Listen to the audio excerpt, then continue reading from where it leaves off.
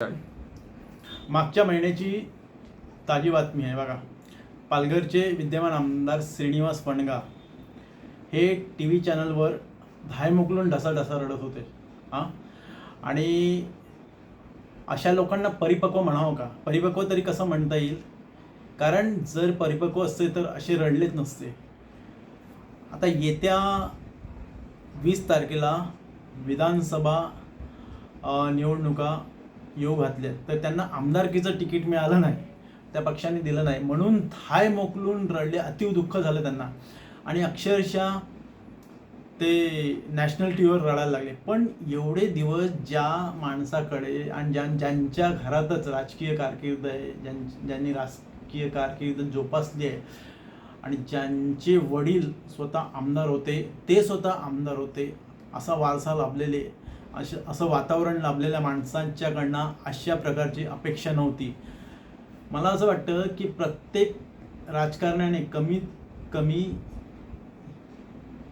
ज्याने एकदा तरी आमदारकी खासदारकी उपभोगली असेल आणि अनुभवली असेल, अशा व्यक्तीला जर पुढे पक्षाने आमदारकी दिली नाही किंवा संधी दिली नाही, तरी एवढं गजब झाल्यासारखं वागू नये. काय वागण्याचं कारणच काय? मग तुम्ही राजकारणात आहात, तुम्ही जनसेवेसाठी आलात, तर जनसेवेसाठी आलात की तुमच्या स्वार्थासाठी आलात, हे पण त्यावेळी आपण पारखून बघितलं पाहिजे. स्वतःच अंतर्मुख होऊन हे बघितलं पाहिजे. खरं तर एवढा अनुभव आल्यावर आणि समजल्यावर राजकारण काय आहे, एखाद्याला कुठलाही पक्ष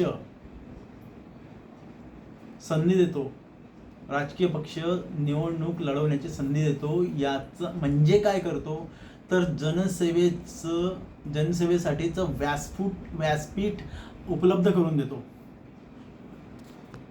इथे लोक वेगळाच अर्थ लावतात, जनसेवेचा अर्थ वेगळाच लावतात.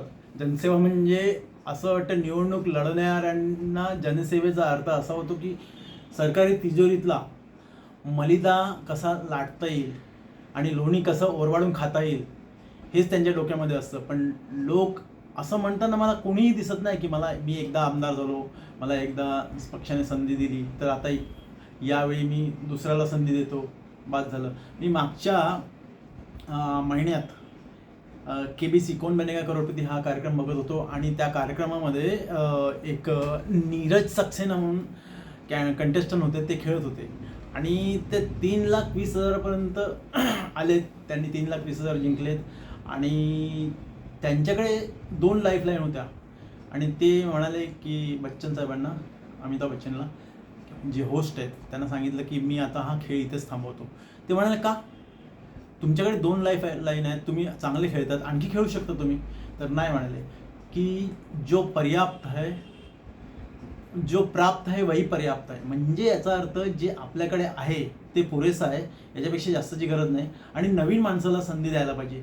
आता एवढा माणूस तो तिथं जिंकू शकला असता, आणखी 12 लाखापर्यंत जिंकला असता, पण त्याने तिथेच गेम सोडला किंवा त्याहीपेक्षा जास्त जिंकला असता, पण त्या माणसाने तिथे सोडला. याला म्हणतात मॅच्युरिटी, परिपक्वता आणि एक मोठेपणा, मनाचा मोठेपणा म्हटलं पाहिजे. पण इथे असं होताना दिसत नाही. मला वाटत नाही या वणगा साहेबांना हे नॅशनल टी व्हीवर रडले त्यानंतर तरी त्यांना स्वतःच्या या कृत्याची लाज वाटली की नाही. कारण एखाद्या मुलाला जर समजा चॉकलेट मिळालं नाही तर तो जसा रडतो तसं हे ढसाढसा रडले. मी तुम्हाला एक सांगतो, आमदार असताना आणि आमदार नसताना काय काय सवलती असतात हे काय कोणापासून लपलेलं नाही. आमदार असताना यांना पगार मिळतो, आमदार होऊन गेल्यावर लोक 60 वर्ष नोकरी करतात आणि 60 वर्षानंतर त्यांना पेन्शन मिळतं. यांना 5 वर्ष झाली की लगेच पेन्शन लागू होते, जोपर्यंत हयात आहे तोपर्यंत. आणि हे हयात नसताना यांच्यावर अवलंबून असणारे म्हणजे यांच्या पत्नी, हिला पेन्शन चालू असते हयात असेपर्यंत. आणखी काय पाहिजे? आज हे जर आमदार राहिले नाही तर काय यांना खाण्यापिण्याची भ्रांत पडेल?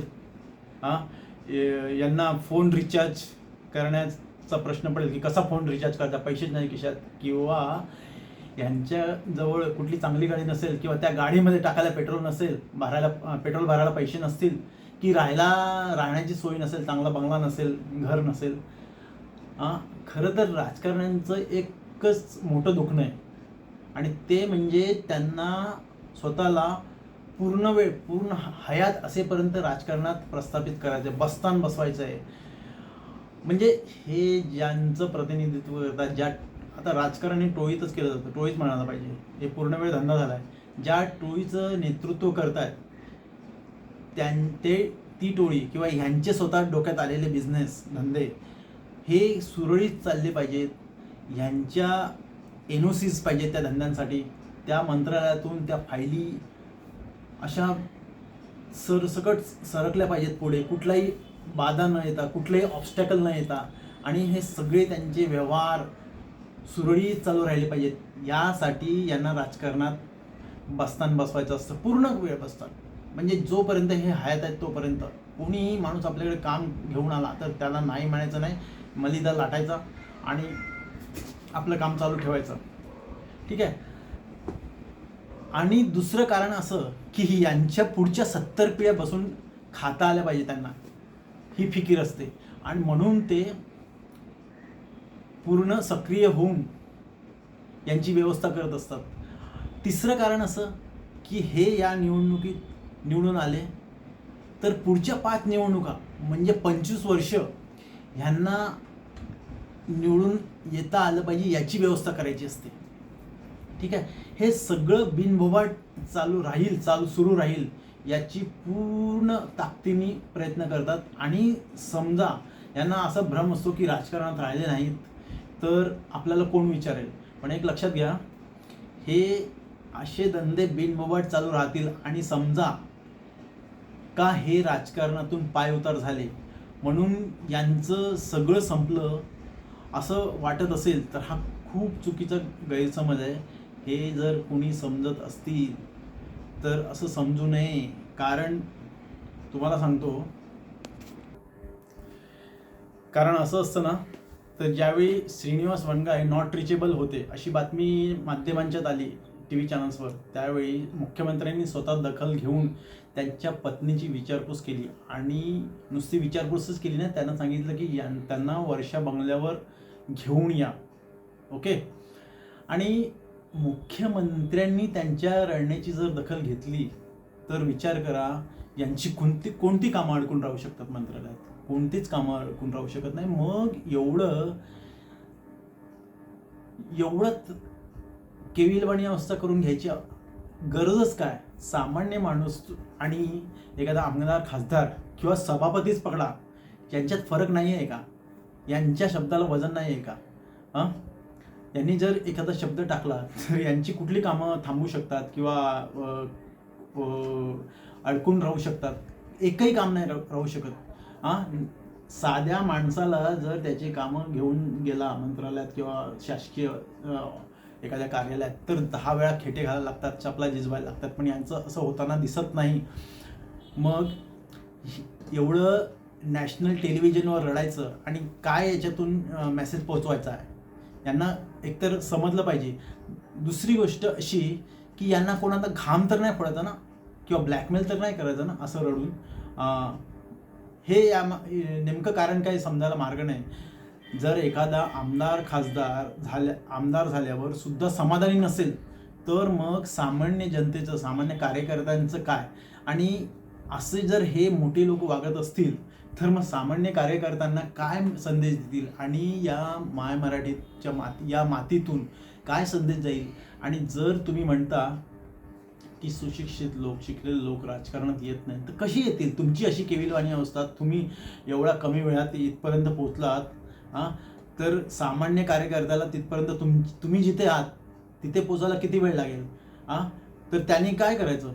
त्यांनी स्वतःच्या मनाला कसं समाधानी करायचं आणि कसा धीर द्यायचा जर तुम्हीच असे रडत असाल तर? हा होता माझा आजचा विषय. धन्यवाद. माझा विषय आवडला असेल तर चॅनलला लाईक करा, सबस्क्राईब करा. धन्यवाद. नमस्कार.